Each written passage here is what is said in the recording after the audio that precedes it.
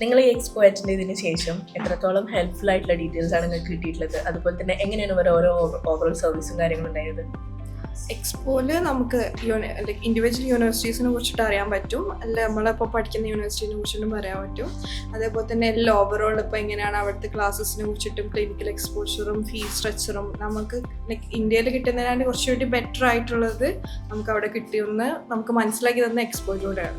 അവിടെ ചെന്നിട്ട് ഇപ്പോൾ എന്തെങ്കിലും ഒരു പ്രശ്നം ഉണ്ടെങ്കിലോ അല്ലെങ്കിൽ എന്തുണ്ടെങ്കിലും സ്മിത്ത ഞങ്ങളെ കൊണ്ടുപോയ ഇവരെ വിളിച്ചാൽ എന്ത് പ്രശ്നം ഉണ്ടെങ്കിലും അത് ക്ലിയർ ആക്കി തരും. അവർ ഇപ്പം അവിടെ ഡയറക്റ്റ് ഹോസ്റ്റലിലേക്ക് കണക്ട് ചെയ്യാൻ പറ്റില്ലെങ്കിൽ സീനിയേഴ്സ് വഴിയോ എന്തെങ്കിലും എന്ത് പ്രശ്നമാണെങ്കിലും അത് ഫിനാൻഷ്യലി ആണെങ്കിലും സ്റ്റഡീസിലാണെങ്കിലും അത് കറക്റ്റ് ക്ലിയർ ആക്കി തരും. പിന്നെ റൂമിൻ്റെ എന്ത് പ്രശ്നമാണെങ്കിലും വാഷ്റൂം എന്താണെങ്കിലും എന്തെങ്കിലും ചെറിയ പ്രശ്നം വന്നാൽ വിളിച്ച് പറഞ്ഞാൽ അത് കറക്റ്റ് അവരെപ്പോഴും പറയും.